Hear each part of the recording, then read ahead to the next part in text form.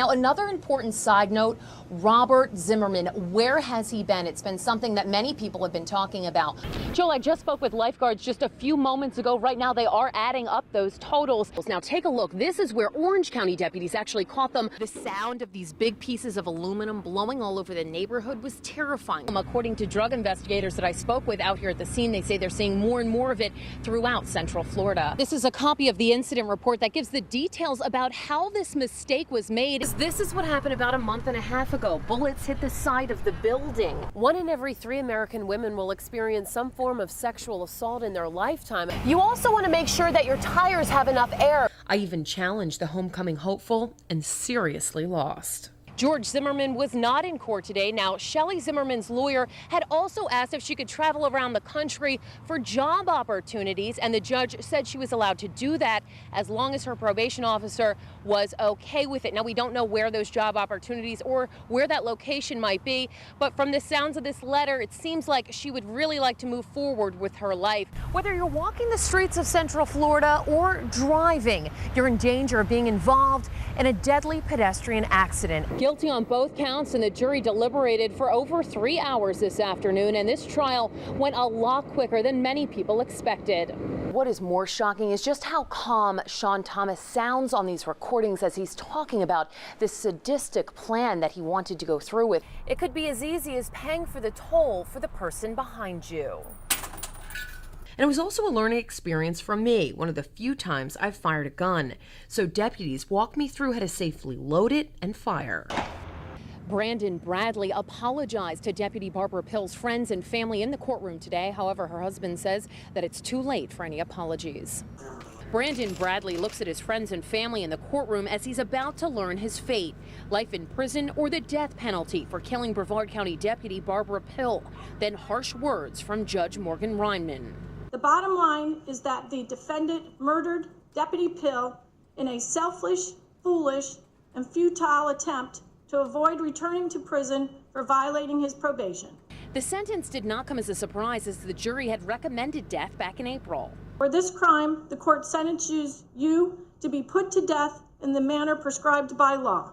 You could hear Bradley's family members softly crying. Deputy Pill's husband says the sentence is just. I feel that justice was served. Back in March of 2012, Bradley and his then girlfriend Andrea Kirchner were pulled over by Deputy Pill in Melbourne. Bradley shot and killed her. Kirchner testified against Bradley and is currently serving a 12-year sentence. Mr. Bradley, is there anything you would like to say before I impose your sentence? Bradley apologized to Deputy Pill's friends and family. It's a little late for that. The courtroom was packed with Brevard County deputies. It just shows how much she was loved. Pill's husband says he plans to be there when Bradley is executed. If I'm still around, I'll be there. I did speak with Brandon Bradley's mother after the sentence came down. She was very upset and says that they are starting the appeals process immediately. And the experts that we talked to say that could be a very lengthy process. That's right. We've been out here all day speaking with authorities, and that is the house where this was going on. And what we've learned from police is that they found horse steroids, blood boosters, and other drugs that were being used to try to make the dogs stronger and better able to fight. The victims are voiceless.